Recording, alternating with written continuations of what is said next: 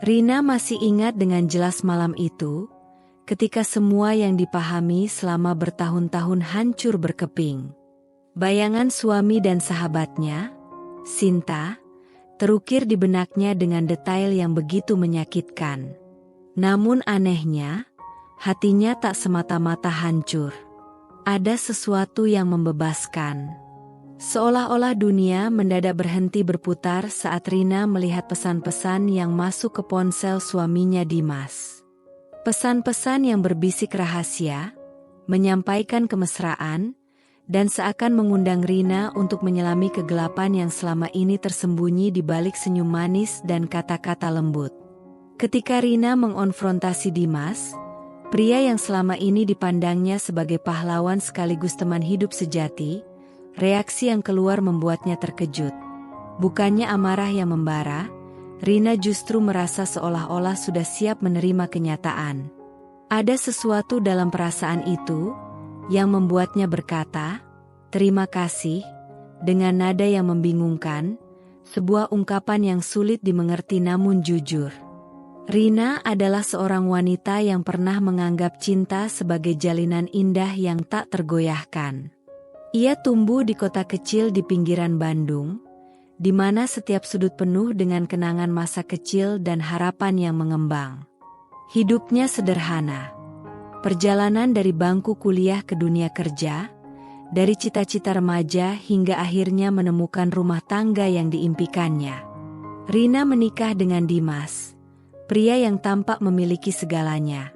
Kehangatan, perhatian, dan kemampuan membuatnya tertawa meski di hari-hari paling kelabu. Dimas bukanlah tipe pria yang sombong. Ia selalu mengutamakan keluarga, bahkan dalam segala keputusannya. Namun, seperti halnya kisah-kisah dalam film yang selalu punya lapisan misteri, ternyata ada bagian dari dirinya yang tersembunyi jauh dari pandangan Rina. Bagian itu baru dikenalnya ketika semua yang dipahaminya tentang cinta diuji oleh badai yang tak terduga. Dimas adalah pria yang pendiam, cenderung menghindari keributan namun memiliki kekuatan dalam setiap langkahnya. Ia dibesarkan dengan nilai-nilai tradisional yang mengajarkan pentingnya tanggung jawab dan kehormatan dalam sebuah pernikahan. Namun, di balik sikap tenangnya, tersimpan keinginan untuk merasa bebas, untuk mencari sesuatu yang mungkin selama ini tertahan oleh rutinitas dan kenyamanan hidup berkeluarga. Pekerjaan Dimas sebagai manajer di sebuah perusahaan swasta membuatnya sibuk dan terkadang jauh dari rumah. Walau begitu, Rina selalu merasa kehadirannya adalah obat bagi segala kegelisahan. Namun, perlahan-lahan rutinitas itu mulai menyisakan celah, ruang kosong yang perlahan mengundang kehadiran seseorang yang seakan mengisi kekosongan tersebut. Sinta, sahabat lama sekaligus rekan kerja Dimas, adalah sosok yang energik dan selalu ceria. Sejak pertama kali Rina bertemu dengannya di sebuah acara reuni kecil, ada sesuatu yang membuatnya merasa enggan sekaligus penasaran. Sinta memiliki pesona yang sulit dijelaskan. Caranya berbicara, tertawanya yang menular, dan kehadirannya yang selalu membawa angin segar di tengah kepenatan. Namun, di balik keceriaannya itu, ternyata Sinta menyimpan perasaan yang lebih dari sekadar persahabatan. Ia telah lama mengagumi Dimas, sebuah perasaan yang mungkin selama ini tersembunyi di balik senyum ramah dan tawa lepas. Tanpa disadari, hubungan mereka pun berkembang, melebihi batas yang seharusnya. Pagi-pagi buta, ketika embun masih menyelimuti kebun kecil di halaman belakang, Rina biasa menikmati secangkir teh sambil memikirkan masa depan. Ia percaya, setiap hari adalah anugerah dan setiap detik adalah pelajaran. Namun, tanpa disadari, kehangatan itu perlahan mulai memudar, tersapu oleh badai yang akan datang. Sehari-hari Rina diwarnai dengan rutinitas sederhana. Bangun pagi, menyiapkan sarapan, dan membantu Dimas menyiapkan diri sebelum berangkat kerja. Rina bekerja sebagai guru di sebuah sekolah dasar, profesi yang dipilihnya karena cintanya pada anak-anak dan keyakinan bahwa mendidik generasi penerus adalah panggilan hidup. Meski sibuk, Rina selalu berusaha menyisihkan waktu untuk keluarga. Percaya bahwa cinta itu harus terus dipupuk. Di sela-sela kegiatan mengajar, Rina sering mengingat masa-masa indah sebelum menikah. Canda tawa, perjalanan romantis, dan mimpi-mimpi yang pernah dirajut bersama. Semua itu seakan menjadi pengingat betapa berharganya momen-momen kecil dalam sebuah hubungan. Namun, takdir berkata lain ketika bayangan gelap mulai menghampiri. Malam itu, segalanya berubah. Rina tengah asyik membaca buku di ruang tamu, ketika tiba-tiba bunyi notifikasi di ponsel Dimas mengalihkan perhatiannya. Rina mengintip layar dan melihat pesan masuk dari sebuah akun yang tak dikenal namanya. Penasaran, Rina membuka pesan itu, dan apa yang ditemukannya membuat jantungnya berdegup kencang. Pesan-pesan itu penuh dengan kata-kata manis yang tidak pantas untuk sepasang suami istri. Ada kata-kata mesra, emoji hati, dan bahkan rencana pertemuan rahasia.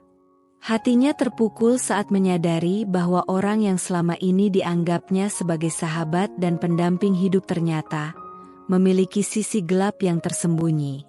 Rina merasa seolah dunia runtuh di sekelilingnya. Dengan tangan yang gemetar, Rina mengumpulkan seluruh keberanian untuk mengonfrontasi Dimas.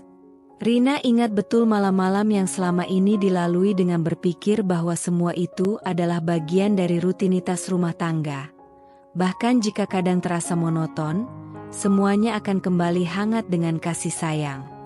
Namun, kenyataan itu justru mengguncang keyakinannya. Dimas, apa maksud semua pesan ini?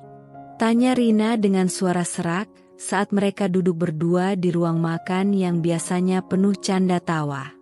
Rina merasakan setiap kata yang terucap bagai palu yang memukul hatinya. Dimas hanya menatapnya dengan tatapan lelah, seolah ia telah menunggu momen ini sejak lama.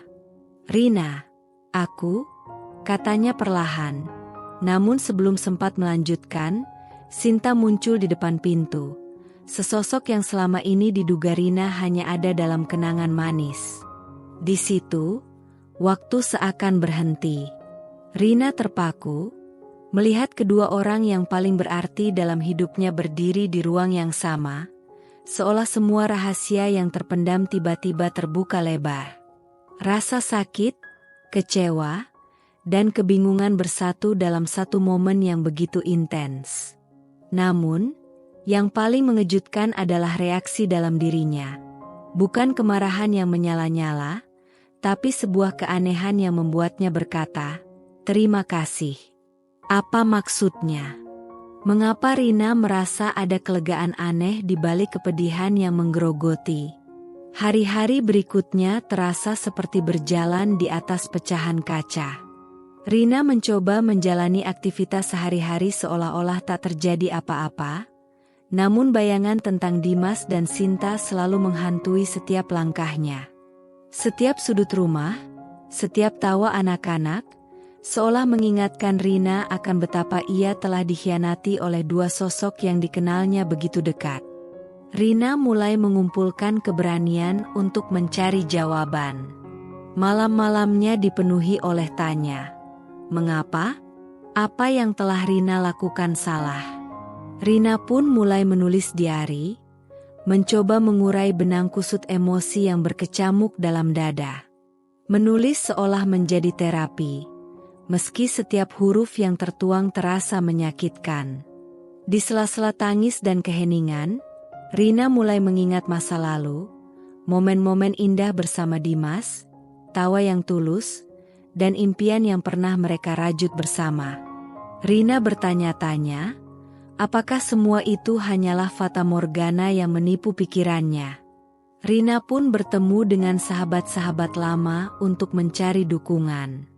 Di antara pelukan dan kata-kata penghiburan, Rina mulai menyadari bahwa pengkhianatan ini bukanlah akhir segalanya, tapi mungkin sebuah awal untuk menemukan jati diri yang sesungguhnya. Suatu malam, ketika hujan turun dengan deras, Rina dan Dimas duduk berdua di teras rumah. Suasana dingin dari hujan seolah mencerminkan keheningan di antara mereka. Rina memandang mata Dimas yang biasanya penuh kasih, kini tampak kosong dan penuh penyesalan. "Dimas, kenapa?" Rina butuh jawaban, bukan hanya alasan, ujarnya dengan nada lembut namun penuh ketegasan. Dimas menarik napas panjang, lalu mengakui segala kesalahannya.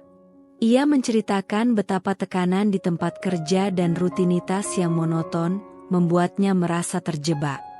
Di tengah kebingungan itu, Sinta muncul sebagai pelarian yang menawarkan kehangatan dan semangat baru.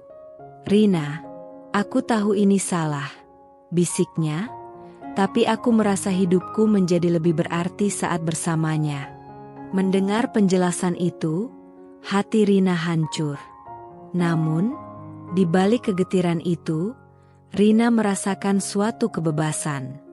Rina mulai menyadari bahwa mungkin selama ini ia terlalu mengandalkan Dimas untuk menemukan arti kebahagiaan. Pengakuan itu membuka lembaran baru dalam benaknya, bahwa Rina pun perlu menemukan kembali dirinya, membangun kembali fondasi yang telah lama ia abaikan demi memenuhi ekspektasi orang lain. Tak lama setelah itu, Rina bertemu langsung dengan Sinta di sebuah kafe kecil di pusat kota. Rina menginginkan kejelasan, ingin mendengar langsung dari mulut Sinta apa yang sebenarnya terjadi. Sinta tampak gugup, matanya sering menghindar dari pandangan Rina.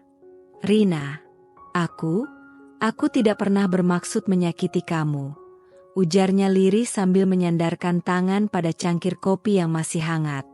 Percakapan pun berlangsung panjang, di mana Sinta mengungkapkan bahwa selama ini ia merasa terasing dalam pertemanan yang biasa, dan perasaannya pada Dimas tumbuh seiring waktu. "Aku merasa Dimas adalah seseorang yang bisa mengerti segala yang aku rasakan," lanjut Sinta.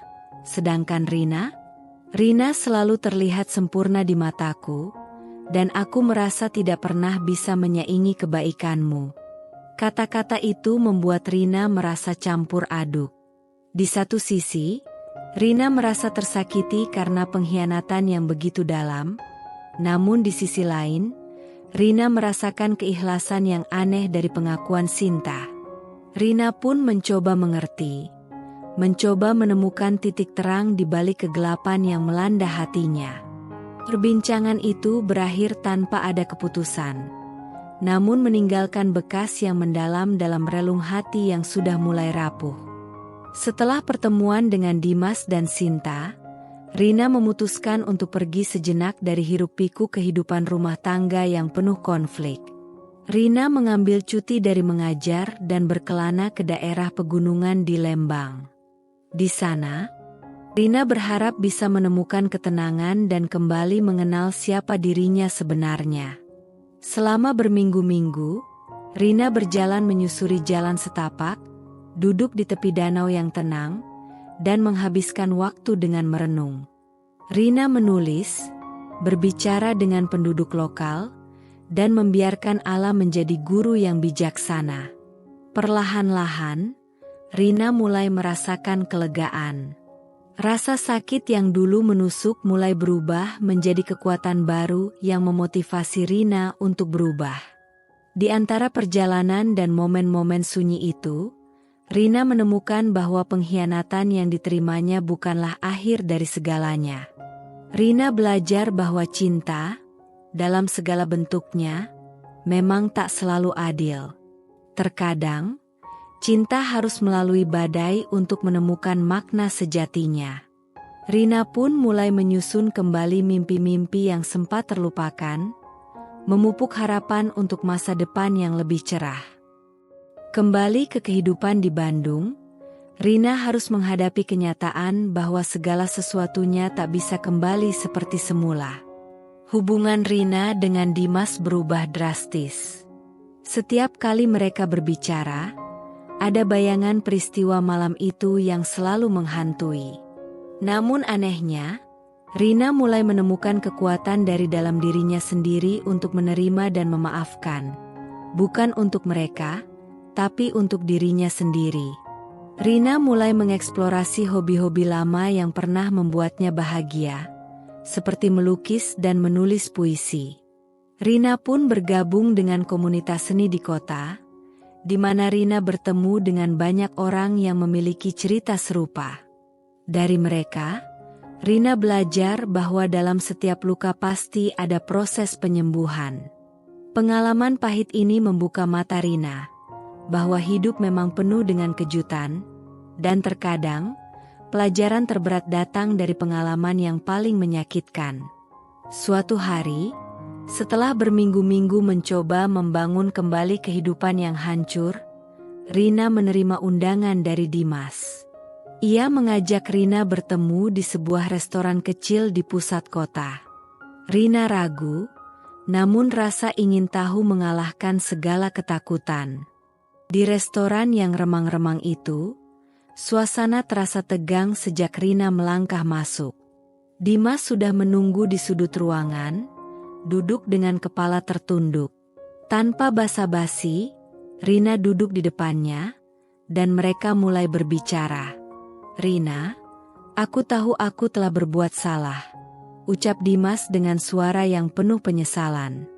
"Aku merasa terjebak, dan dalam keputusasaan, aku melakukan sesuatu yang tidak bisa aku bohongi lagi." Rina mendengarkan dengan hati yang berdebar. Kali ini, Rina tidak menangis atau marah. Rina mendengarkan dengan seksama setiap kata yang keluar dari mulut Dimas. Tiba-tiba, telepon Dimas berdering. Dengan canggung, Dimas melihat layarnya dan berkata, "Itu Sinta." Pada saat itulah, pintu restoran terbuka, dan Sinta pun masuk. Mereka semua terdiam sejenak, menyadari bahwa momen konfrontasi ini adalah titik balik yang telah lama dihindari. Di tengah keheningan itu, Sinta mendekat, air mata mengalir di pipinya. "Rina, aku tidak tahu harus bagaimana lagi," ujarnya sambil berusaha menghapus air mata. Tak ada lagi kata-kata manis atau permintaan maaf yang setengah hati. Disinilah, dalam ruangan kecil itu, semua emosi mereka meledak. Rina, Dimas, dan Sinta terlibat dalam perdebatan yang bukan hanya soal pengkhianatan, tapi juga tentang perasaan, harapan, dan kerapuhan manusia.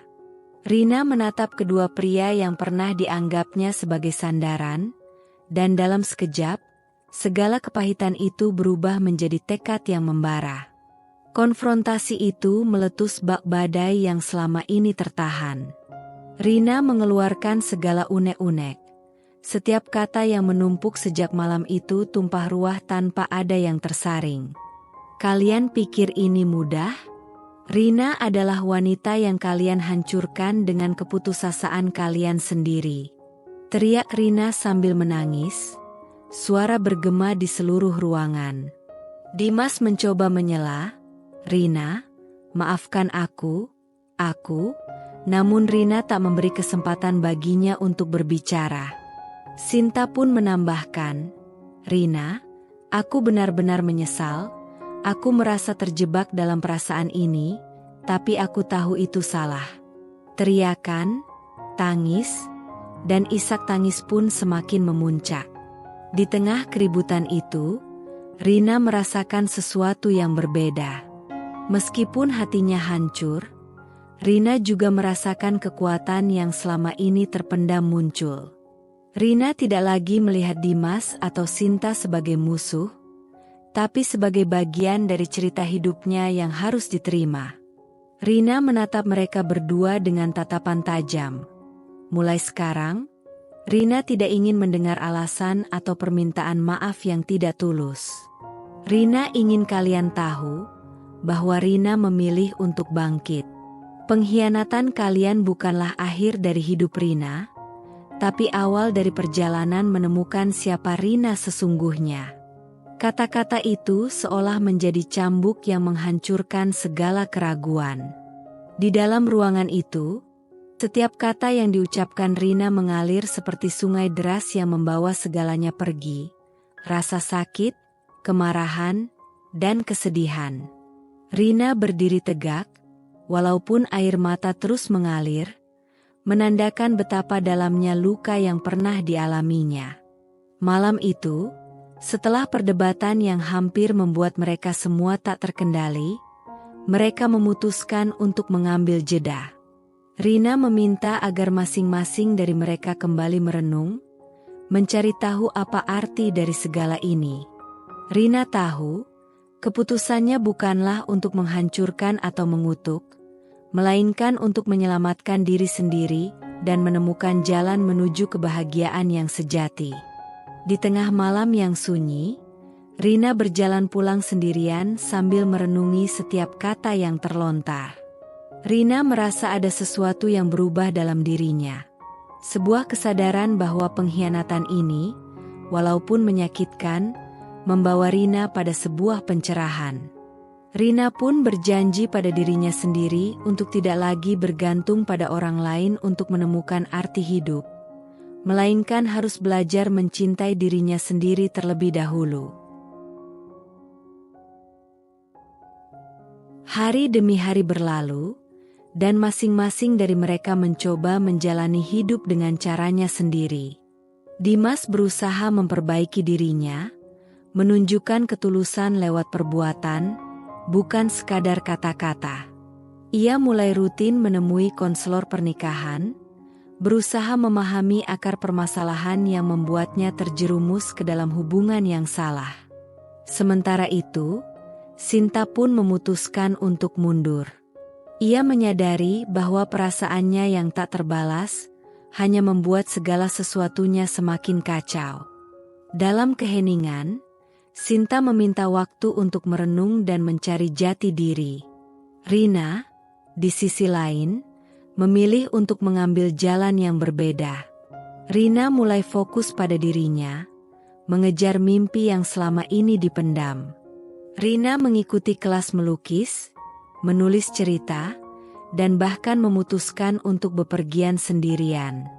Setiap perjalanan, setiap lukisan yang dihasilkan, adalah wujud dari pencarian jati diri yang selama ini tertutup oleh bayang-bayang pengkhianatan. Kepulangan dari perjalanan sendirian ke kota Bandung bukanlah akhir dari segalanya, melainkan awal dari babak baru. Rina bertemu dengan orang-orang baru yang mengajarkan arti persahabatan yang tulus dan cinta yang tidak bersyarat. Dalam pertemuan-pertemuan santai di kafe atau pertemuan komunitas seni, Rina menemukan kekuatan dalam keunikan dirinya sendiri. Suatu hari, ketika Rina sedang mengadakan pameran lukisan kecil di sebuah galeri, ia melihat seorang pria mendekat dan memuji karyanya. Dalam percakapan singkat, Rina menyadari bahwa ada kehidupan lain yang menunggu untuk dijalani, di luar bayang-bayang masa lalu. Rina mulai menyadari bahwa pengkhianatan yang diterimanya ternyata membuka pintu untuk menemukan banyak keindahan yang tersembunyi. Proses penyembuhan itu tidak instan. Ada hari-hari ketika Rina merasa kembali terpuruk, ketika bayangan Dimas dan Sinta menghantui mimpinya. Namun, perlahan-lahan, Rina belajar menerima bahwa setiap luka, sekecil apapun, adalah bagian dari perjalanan hidup. Rina belajar untuk memaafkan, bukan hanya kepada mereka, tapi terutama kepada dirinya sendiri. Rina pun mulai mengerti bahwa ucapan terima kasih yang pernah keluar di tengah badai adalah ungkapan syukur atas pelajaran yang begitu berharga. Di tengah proses penyembuhan itu, hubungan Rina dengan Dimas pun mengalami transformasi. Mereka memutuskan untuk mengikuti terapi pasangan secara rutin, bukan untuk kembali seperti dulu, tapi untuk menemukan cara baru dalam mencintai satu sama lain. Dimas, yang dulu sering tampak diam dan tertutup, kini mulai terbuka dan jujur tentang perasaannya. Ia menceritakan betapa ia merasa kehilangan jati dirinya, dan bagaimana kesepian mendorongnya mencari pelarian.